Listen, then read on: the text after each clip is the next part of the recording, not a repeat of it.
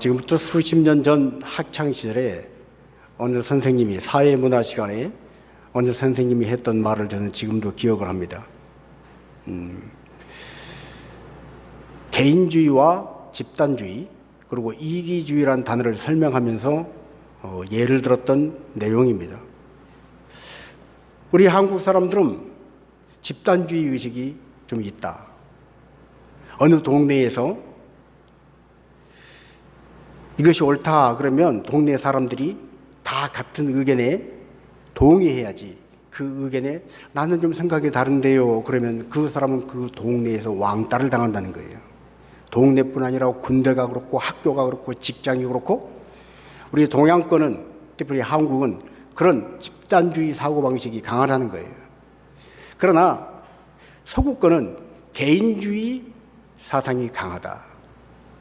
그래서 각자의 취향과 각자의 어떤 개성에 맞게 창의적인 사고가 가능하고 그래서 자기의 의견을 서로 활발하게 토론하고 그런 문화가 발달되어 있다. 그러면서 그때 그분이 하신 말씀이 있습니다. 앞으로 너희들이 사회에 나가서 사회생활할 때는 우리나라도 서구 문명의 영향을 많이 받아서 그 개인주의가 이제 우리 사회에도 깊이 들어오게 될 것이다.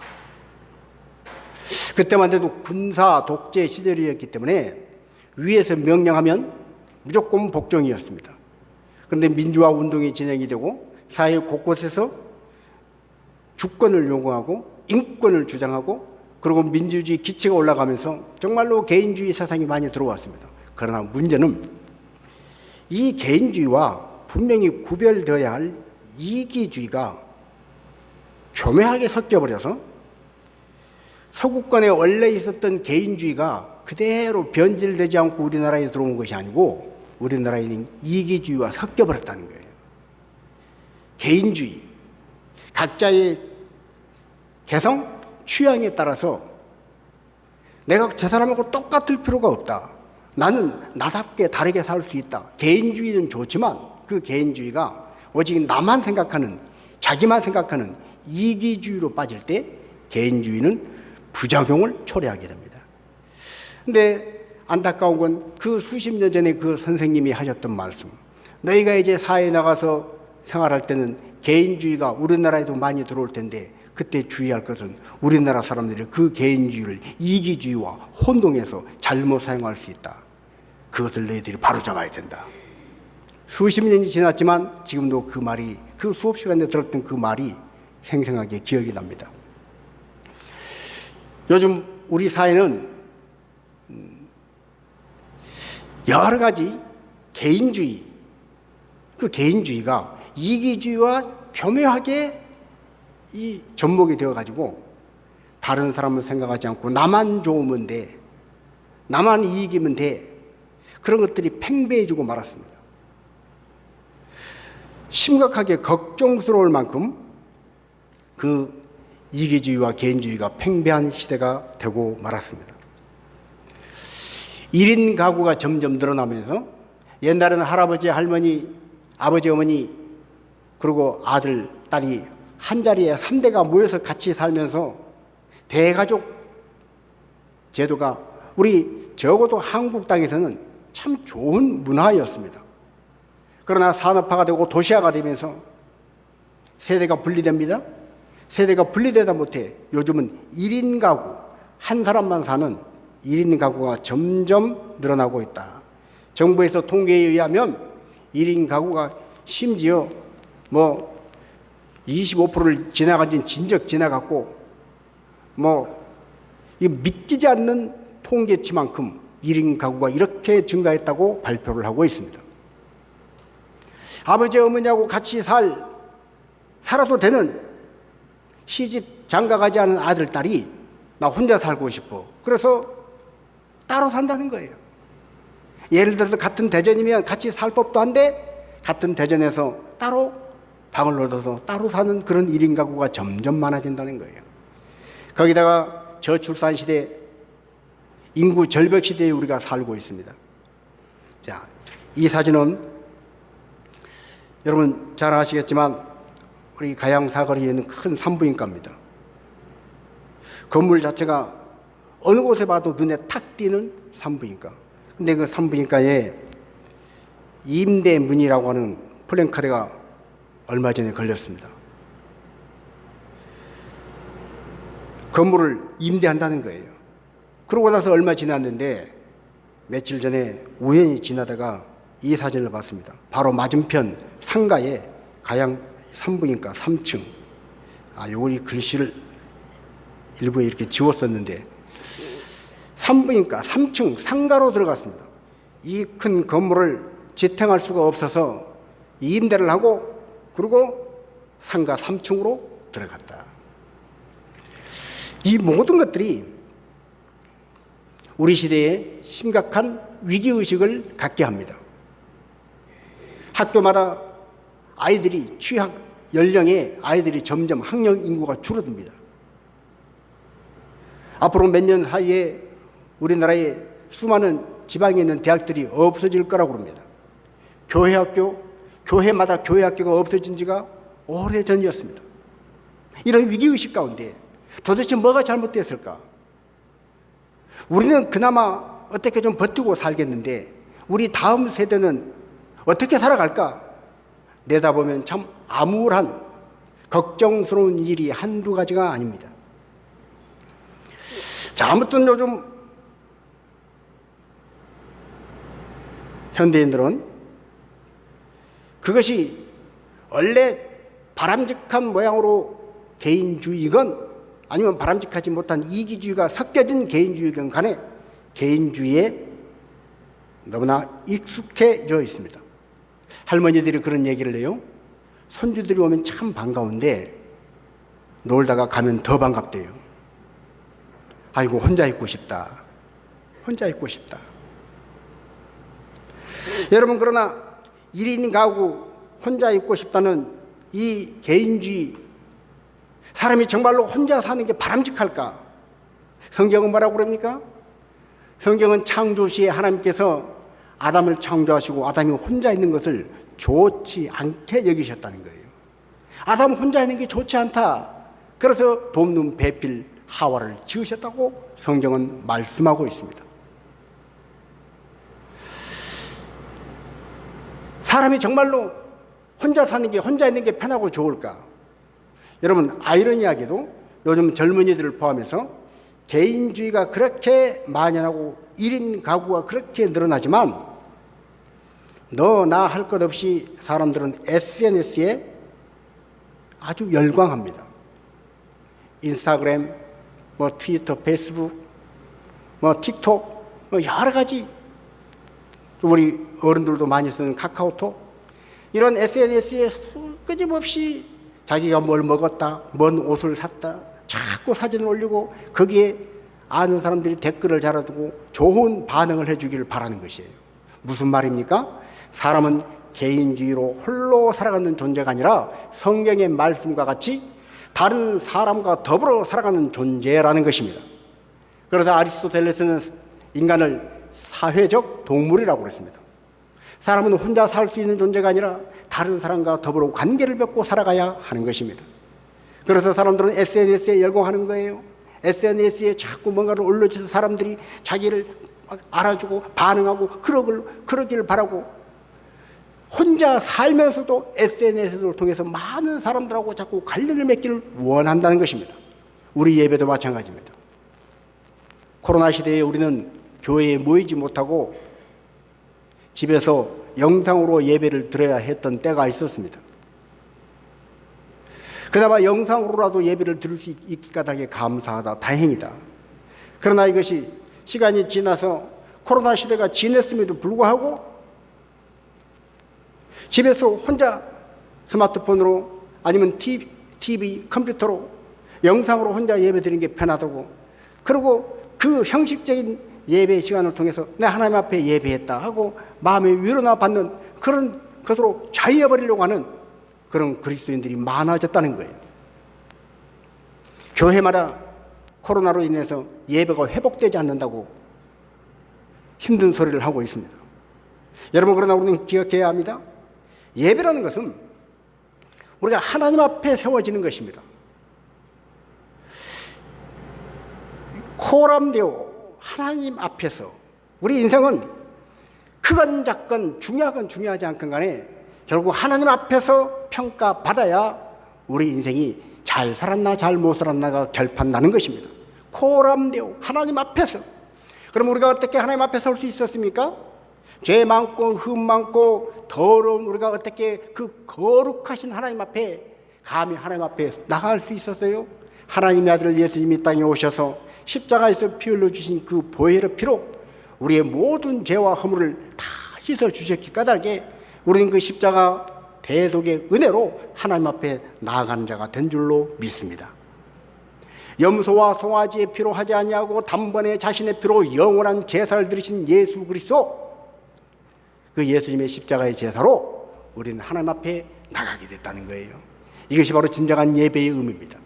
그래서 예배는 하나님 앞에 나와서 하나님을 믿는 성도들끼리 얼굴과 얼굴을 대하여 보고 대면해서 하나님의 전에 모여서 드리는 예배가 진정한 예배, 생명력 있는 예배, 하나님 받으시는 예배인 줄로 믿습니다.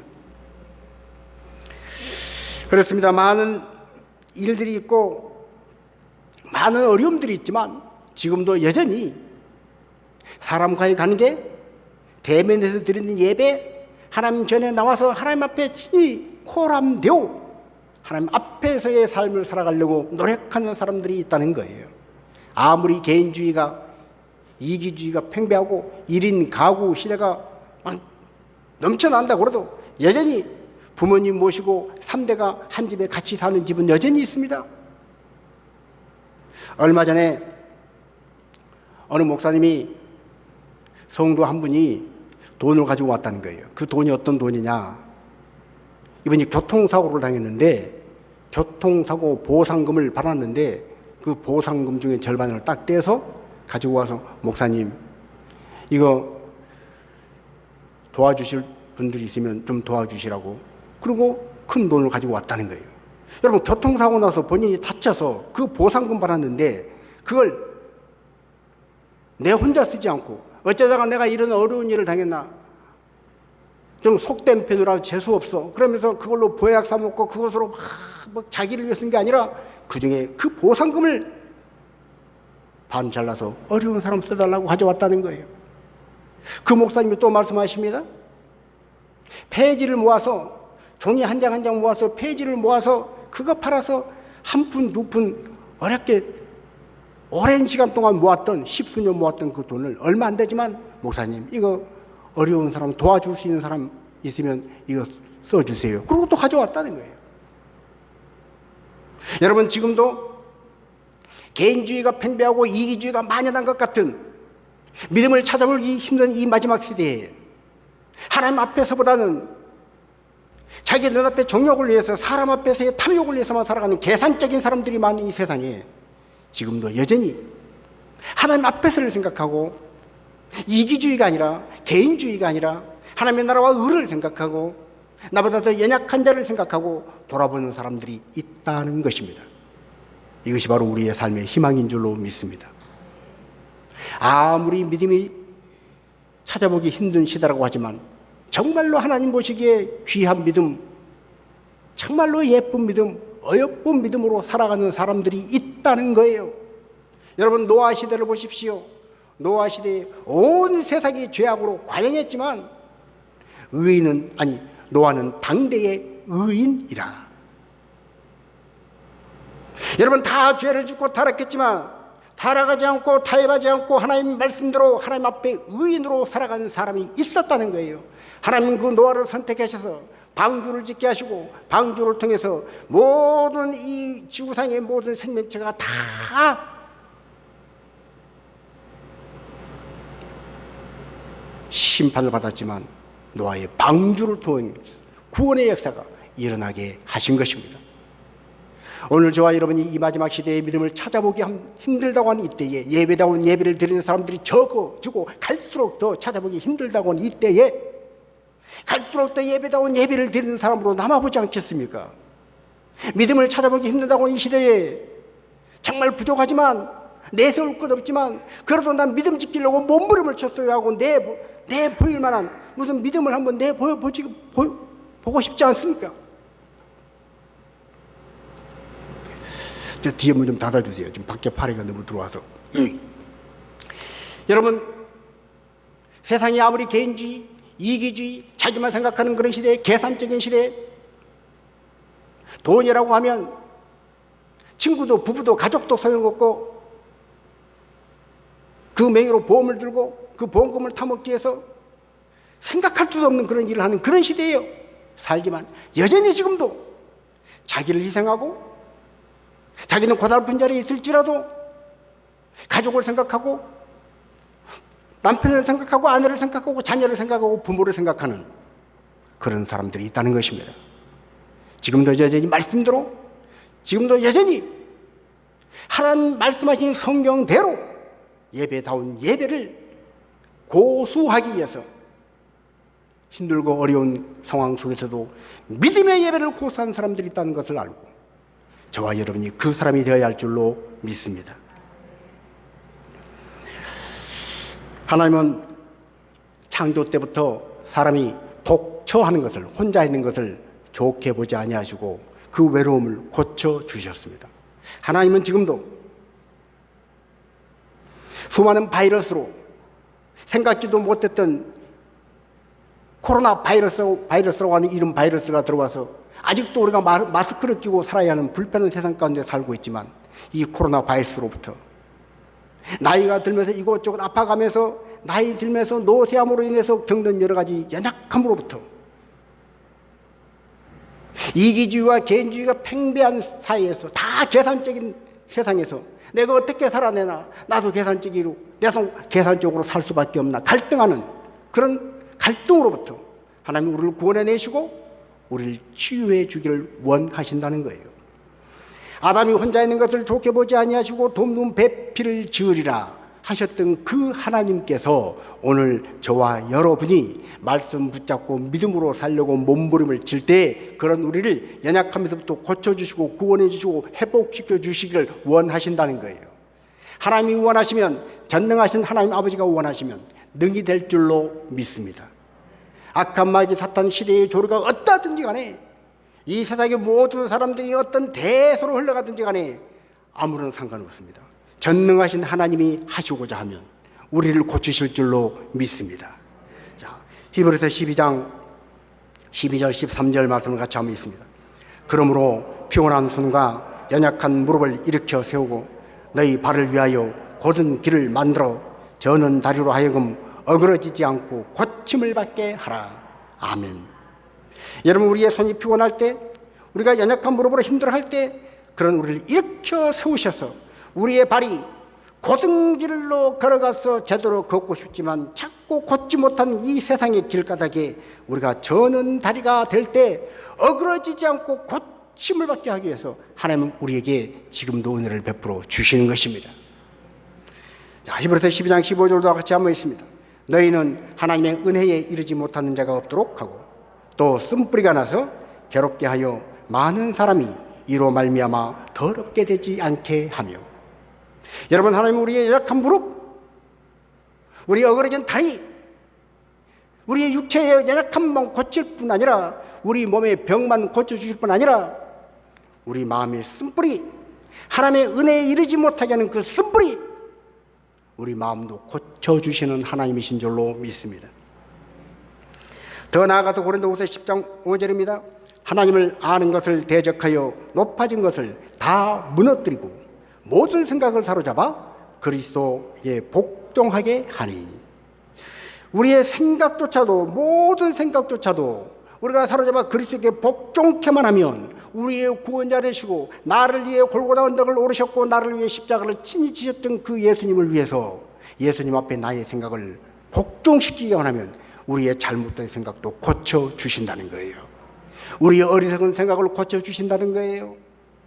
우울함과 두려움과 편협함과 열등감과 피해의식에 쌓이는 우리의 잘못된 생각들, 불안한 생각들도 고쳐주신다는 것입니다. 하나님을 아는 것을 대적하여 높아진 모든 것들을 다 무너뜨리신다. 여러분, 오늘 이 세상의 학문들, 수많은 정보들, 많은 사람들을 만나서 교제하는 사교의 현장에서 하나님을 더 높이고 하나님을 영화롭게 드리는 그런 정보와 지식보다는 하나님을 대적하는 정보, 하나님을 대적하는 그런 지식들, 하나님을 대적하는 그런 책들이 너무나 많이 나와 있습니다. 유튜브도 보면, 여러분, 유튜브는 참 조심해야 될 것입니다. 이게 지금 방송에 나가고 있는데, 유튜브라고 그러고 너튜브라고 그래야 되는데, 여러분, 정보를 쉽게 취할 수 있는 것이 이 너튜브입니다.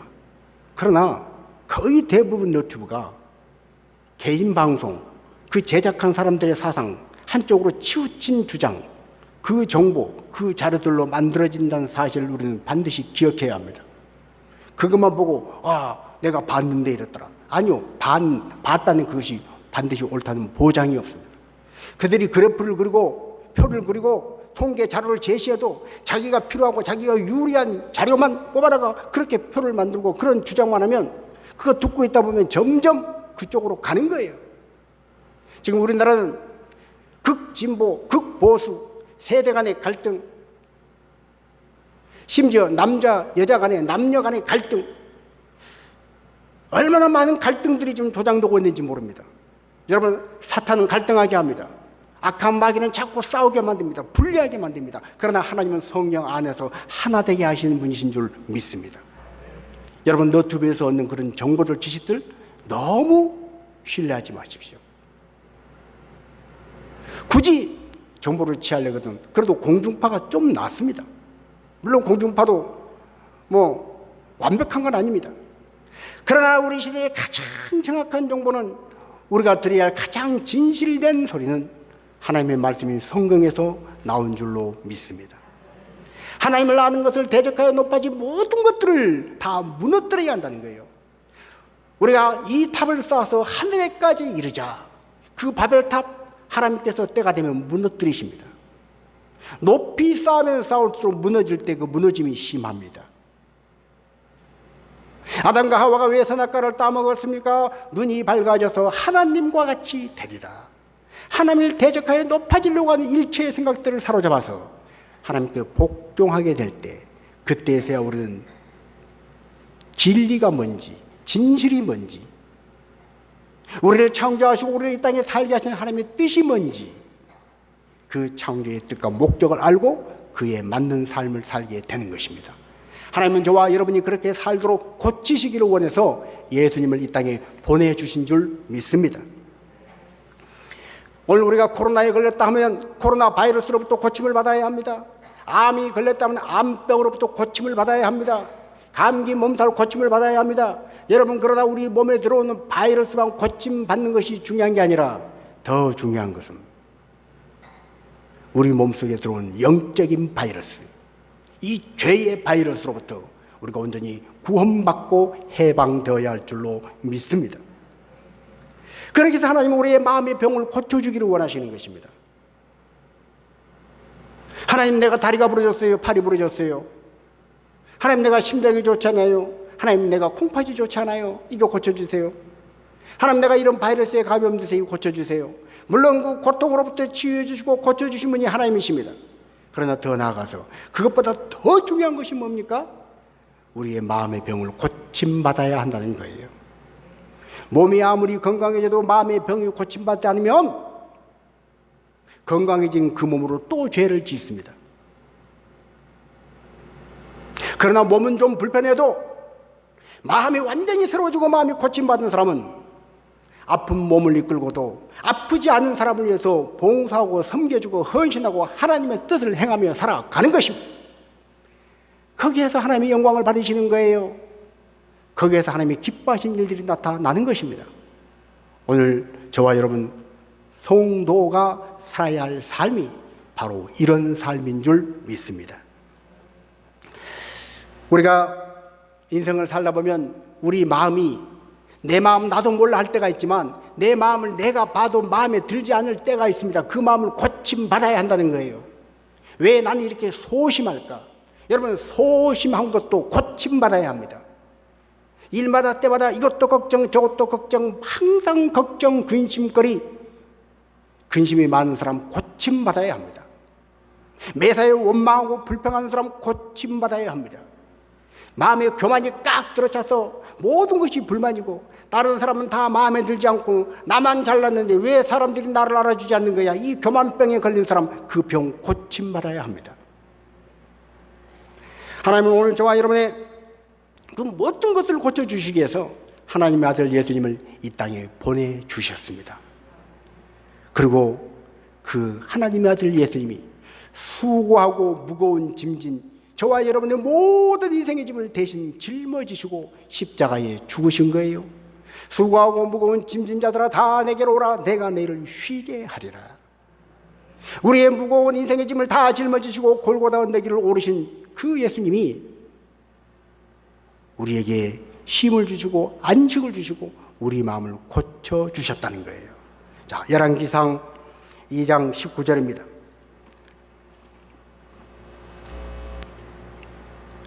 그 성읍 사람들이 엘리사에게 말하되 우리 주인께서 보시는 바와 같이 이 성읍의 위치는 좋으나 물이 나쁨으로 토산이 익지 못하고 떨어지나이다. 아멘. 그 성읍 사람이란 것은 여리고 사람들입니다. 여리고 사람들이 어느 날 엘리사에게 찾아왔습니다. 그리고 그들이 말합니다. 이 성읍의 위치는 좋으나, 즉 여리고는 종려나무 성읍이라고 하는 별칭이 있을 만큼 참 위치가 좋은 곳입니다.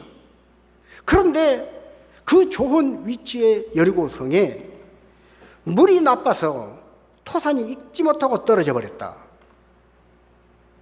먹고 살 과일이 제대로 익지도 않고 채 익기도 전에 미리 떨어져 버려서 살 방도가 없는 어려운 지경에 사람들이 엘리사에게 찾아와서 말하는 것입니다. 여러분, 우리 인생도 그렇지 않습니까? 성읍의 위치는 좋으나 이만하면 될 만한데, 내가 이만큼 노력했으면 이거 될 만한데 왜 안 될까? 이만한 돈 가졌고 이만한 지식 가졌고 이만큼 잘났으면, 이만큼 풍채가 좋으면, 이만한 건강이면, 이만한 지식 가졌으면 이제는 될 법한데 왜 안 될까? 환경도 여건도 조건도 될 법한데 왜 안 될까? 성읍의 위치가 좋다고 된 것이 아니라 물이 나쁘면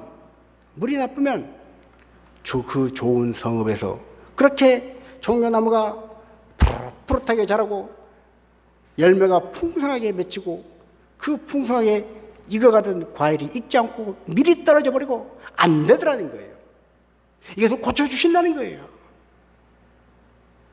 자, 21절입니다.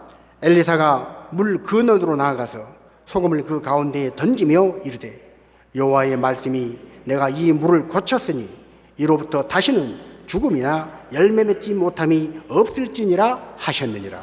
아멘. 엘리사가 그 말을 듣고 물 근원으로 나아갔어요. 그리고 소금을 그 가운데 던졌어요. 그러면서 이 물이 고쳐졌다는 거예요. 여러분, 소금을 던져서 물이 고쳐졌을까요? 소금은 음식을 상하지 않게, 부패하지 않게 하는 방부제 역할도 하지만, 그러나 소금이 너무 많이 들어가면, 물속에 소금이 많이 들어가면 물고기가 죽습니다. 물속에 소금이 너무 많이 들어가면 음식을 제대로 할 수가 없어요. 소금은 소독제임과 동시에 독도 될 수 있는 게 소금입니다. 그런데 소금을 고쳐서 물이 고쳐졌다? 아니라는 거예요. 그러면 그 물이 어떻게 고쳐졌느냐? 말씀으로 고쳐진 줄로 믿습니다. 하나님의 말씀으로 고쳐졌다는 거예요. 자, 시편 107편 19절 20절 말씀을 같이 한번 읽겠습니다. 이에 그들의 고통 때문에 여호와께 부르짖음에 그가 그들의 고통에서 그들을 구원하시되 그가 그의 말씀을 보내어 그들을 고치시고 위험한 지경에서 건지시는도다. 아멘. 하나님의 말씀은 글자로 끝나지 않습니다. 책에 기록되는 활자로 끝나지 않습니다. 하나님의 말씀은 살아있고 운동력이 있어서 좌우의 날선 어떤 검보다 예리해서 우리의 혼과 영과 관절과 골수를 찔러 쪼갠 줄로 믿습니다. 그 말씀이 들어올 때 우리 마음을 고치는 거예요. 그 말씀이 들어올 때 우리의 잘못된 생각을 수술해서 고쳐주시는 것입니다. 또한 하나님의 말씀을 받고 하나님의 말씀을 아멘으로 받고 믿음으로 사는 사람들에게, 예수님을 나의 구주로 영접한 사람들에게 성령은 약속하십니다. 성령을 선물로 주리라. 하나님 아버지의 영, 거룩한 영, 그 진리의 영, 그 진리의 영 선물로 주셔서 그 진리의 성령이 우리 안에서 또 치유의 역사를 일으킨다는 거예요.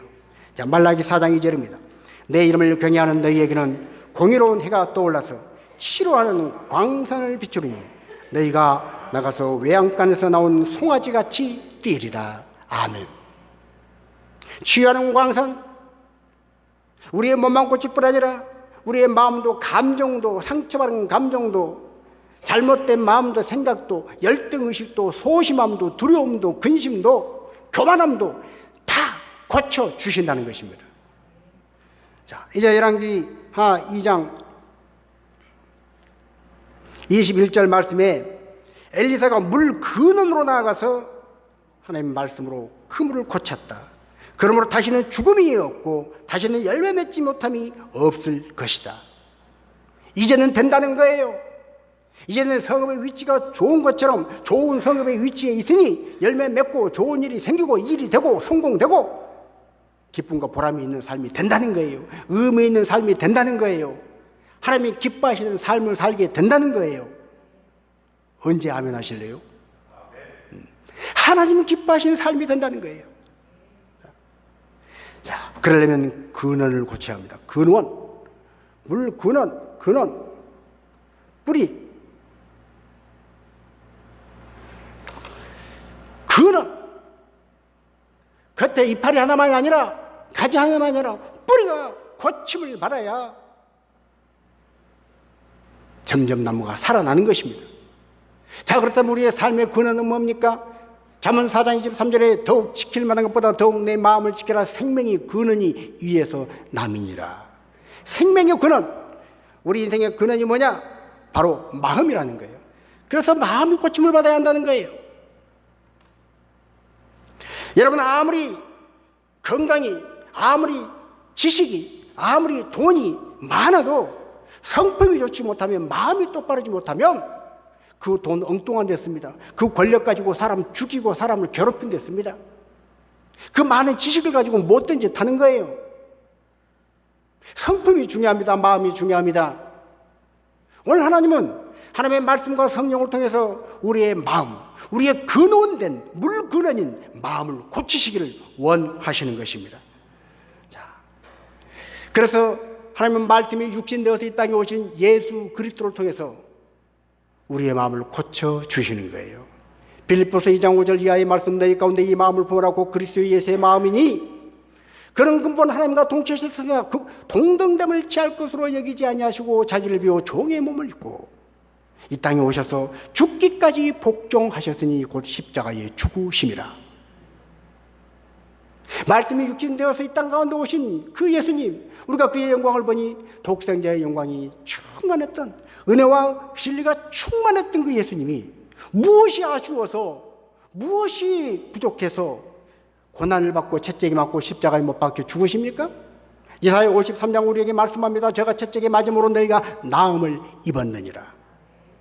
하나님의 아들의 채찍에 맞으시면 우리가 고침을 받았다는 거예요. 우리의 병이 고침을 받고, 우리 육신의 연약함이 고침을 받고, 우리 마음의 병이 고침을 받았다는 거예요. 우리 마음이 새로워졌다는 거예요. 그 예수님이 오신 일이 뭡니까? 오셔서 하신 일이 뭡니까? 이 땅에서 하나님 나라의 말씀을 선포하시고, 가난한 자들의 복음을 선포하시고, 옥에 갇힌 자들을 놓이게 하시고, 죽은 자를 살려내셨지만 그 예수님이 하신 가장 위대한 일, 그 누구도 할 수 없는 그 이름, 저와 여러분의 죄를 위해서 십자가에 대신 못 박혀 죽으셨다는 것입니다. 그 십자가는 내가 못 박혀야 할 십자가였습니다. 그 골고다 길은 내가 올라갔어야 했어요. 내가 침뱉음을 당하고, 내가 조롱을 당하고, 내가 벌거벗김을 당하고, 내가 그 수치를 다 받아야 했는데 나를 대신해서 예수님이 그걸 대신 겪어 주신 거예요.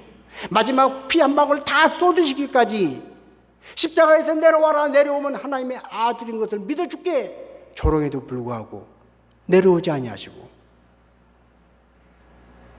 끝까지 그 십자가를 참아내셨습니다. 그 예수님이 오늘 우리의 삶을 고쳐주신다는 거예요. 자, 출애굽기 15장 23절입니다. 마라에 이르렀더니 그곳 물이 있어서 마시지 못하겠으므로 그 이름을 백성이 모세에게 원망하여 이르되 우리가 무엇을 마실까 하며 백성들이 왜 원망했습니까? 우리가 무엇을 마실까 하며 마실 물이 없다는 거예요. 여러분 이스라엘 백성이 애굽에서 출애굽에서 나와서 모세를 따라 막 광야로 나갔는데 뒤에서 바로가 군대를 이끌고 철병거를 이끌고 이스라엘 민족 잡아 죽이겠다고 흥분지를 일으키고 쫓아옵니다. 아이고 저거 잡히면 우리 다 죽게 생겼네. 막 도망을 갔는데 세상에 앞에 홍해 바다가 딱 가로막고 있습니다. 넘실대는 홍해 바다, 그 시퍼런 홍해 바다 다 빠져 죽게 생겼어요. 앞으로 가면 죽게 생겼고 뒤로 돌아가면 바로의 그 철병거에 마차에 그냥 밟혀서 죽게 생겼고 이래 죽으나 저래 죽으나 다 죽게 생겼습니다. 그때 이스라엘 민족이 우리 다 죽게 생겼다. 하나님께서 모세에게 말씀하십니다. 너희는 가만히 있어 오늘날 여호와께서 너희를 위하여 행하시는 놀라운 구원을 보라. 하나님 모세에게 내 지팡이를 내밀어라. 지팡이를 내밀었더니 홍해 바다가 갈라졌습니다. 그들은 그 넘실대던 시퍼런 바다, 그 사나운 바다 물결 있는 홍해 바다를 육지처럼 건넜다는 거예요. 나이 많은 분도 건넜습니다. 병이 들어서 아픈 사람도 건넜습니다. 어린 애도 건넜습니다. 임신으로 배가 이만큼 부르는 임산부도 건넜습니다. 다 무사히 건넜어요. 그런데 그 홍해 바다를 애굽의 군대가 세계 최강의 군대라고 하는 그 애국의 군대가 말을 타고 마차를 타고 다 쫓아오는데 다 그 홍해 바다에 빠져 죽고 말았다는 거예요. 여러분이 그 이스라엘 민족 입장에 한번 내보십시오. 홍해 바다를 방금 건너왔는데 우리가 건너온 우리는 아픈 사람, 어린 사람, 병든 사람, 힘이 없는 사람인데도 불구하고 하나님의 은혜로 그 홍해 바다를 건너왔는데 세계 최강의 군대라고 하는 애굽의 군대는 그 홍해 바다에 빠져 죽었다는 거예요. 그 감동이 얼마나 엄청났을까요? 세상에 우리가 홍해 바다를 건너왔네. 모세의 누나 미리암이 노래를 지었습니다. 하나님을 찬송합니다. 하나님 너무너무 감격스러워요. 하나님 너무너무 감사해요. 온 백성이 춤을 추면서 하나님 감사해요. 하나님 감동이에요. 하나님 정말 대단하신 분이에요. 눈물을 흘리면서 감동으로 기쁨의 노래를 부르면서 춤을 추고 놀았던 그들이 후루 광야로 들어가서 3일 길을 못 가서 3일이 채 지나기 전에 마라에 이르렀을 때 그 물이 있어서 먹지 못함으로 마시지 못함으로 그들이 원망을 했다는 거예요. 불과 얼마 전에 하나님 감동이에요. 감격이에요. 와 우리 하나님은 정말로 위대하세요. 나는 이제 어떤 일을 만나도 어디를 가든지 하나님만 믿고 살 거예요. 하나님 의지하고 살 거예요. 하나님 주신 믿음으로 살 거예요. 그렇게 말했던 백성들이 불과 3일 뒤에 자기 마실 물이 있다는 것 때문에 이제 우리가 뭘 마실까 이것 때문에 원망하는 사람으로 돌변했다는 거예요. 그 감동을 잃어버렸다는 거예요. 그 은혜를 잃어버렸다는 거예요. 자, 그때 모세가 어떻게 합니까? 출애굽기 15장 25절 상반절입니다. 모세가 여호와께 부르짖었더니 여호와께서 그에게 한 나무를 가리키시니 그가 물에 던지니 물이 달게 되었더라. 아멘. 하나님께서 한 나무를 가리키시니 그 나무를 물에 던지니 그 물이 달게 되었더라. 학자들은 이 나무를 예수 그리스도의 십자가를 예표한다고 말을 합니다. 물론 이것을 지나친 영예라고 비난하는 사람도 있습니다만은 저는 그 해석을 100% 지지합니다. 예수님은 하나님의 아들이시면서도 불구하고 이 땅에 오셔서 나무에 달린 자마다 저주를 받은 자니라는 말씀을 알고 있음에도 불구하고 하나님의 아들이심에도 불구하고 친히 십자가 나무에 달리셔서 저주를 받으셨어요. 왜요? 저와 여러분을 고쳐주시기 위해서. 우리의 병을 고쳐주시고 우리의 상처를 아물게 하시고 우리의 죄를 우리의 죽음으로 속박된 그 모든 것으로 구원해 주시려고 예수님이 십자가에 그 나무에 달리셨다는 거예요. 그 십자가를 던지는 곳에 쓴물이 써서 마실 수 없는 그 물이 달게 된 줄로 믿습니다. 우리 인생에 있어서 마실 수가 없는 그 실패 자리, 상처의 자리, 아픔의 자리, 암울하고 답답하고 견딜 수 없는 그 고독 가운데, 열등감 가운데, 피해의식 가운데, 편협한 사고방식 가운데 개나온 곳에 가서 나만 손해본 것 같고 나만 피해당한 것 같은 피해의식, 쫓다란 그 피해의식, 편협한 사고방식으로 사람들을 이해하려고 하지 않고 비난하고 콕콕 찌르고 정죄하는 그 편협한 사고방식, 이 모든 것들이 치료받도록 하기 위해서, 넓은 마음이 되도록 하기 위해서, 강팍한 마음이 부드러운 마음이 되도록 하기 위해서 우리 예수님이 십자가를 지신 줄로 믿습니다. 그렇게 우리의 마음이 고침을 받아야 우리의 성품이 고침을 받아야, 우리 물의 근원이 고침을 받아야, 생명의 근원인 마음이 고침을 받아야 성읍의 위치가 좋은 만큼 쓴물이 단물이 되어서 내가 노력하고 내가 준비하고 내가 바라고 원하고 내가 소원하고 행하는 그 모든 일에 하나님의 은혜가 임해서 성취와 기쁨과 보람이 있는, 의미가 있는 복된 인생이 될 줄로 믿습니다. 이제 26절 보시겠습니다. 이르시되 너희가 너희 하나님 나 여호와의 말을 들어 순종하고 내가 보기에 의를 행하며 내 계명에 귀를 기울이며 내 모든 규례를 지키면 내가 애굽 사람에게 내린 모든 질병 중 하나도 너희에게 내리지 아니하리니 나는 너희를 치료하는 여호와이니라. 아멘. 우리 같이 한번 다시 고백하겠습니다. 나는 너희를 치료하는 여호와이니라. 여러분, 하나님의 말씀이 우리를 고치십니다. 하나님의 성령이 우리를 고치십니다. 예수님의 십자가, 예수님이 나무 십자가에 못 박히시고 저주받은 그 십자가가 우리를 고치십니다. 이제 우리가 받았던 복음, 우리가 믿은 복음, 예수가 우리의 구세주라고 하는 이 복음, 십자가가 승리의 상징이라고 하는 이 복음이 우리를 고친 것처럼 이제 우리가 이 복음을 전할 때 수많은 사람이 고침받게 될 줄 믿습니다. 우리 사랑하는 가족 중에 아직도 하나님을 모르고 자기 인생을 자기 홀로 걸어가는 외로운 인생이 있습니까? 예수님을 소개하고 복음을 소개해서 복음으로 고침받는 인생이 되도록, 내 사랑하는 배우자가, 내 사랑하는 부모, 자녀가, 형제, 이웃이, 친구가 아직도 복음을 모른다면 그 인생을 고치고 그 인생의 그 노안을 고칠 수 있는 이 복음을 전하는 일에 우리가 더욱더 열심을 내는 2023년 한 해가 되시기를 주님의 이름으로 축복합니다. 우리가 한번 찬양.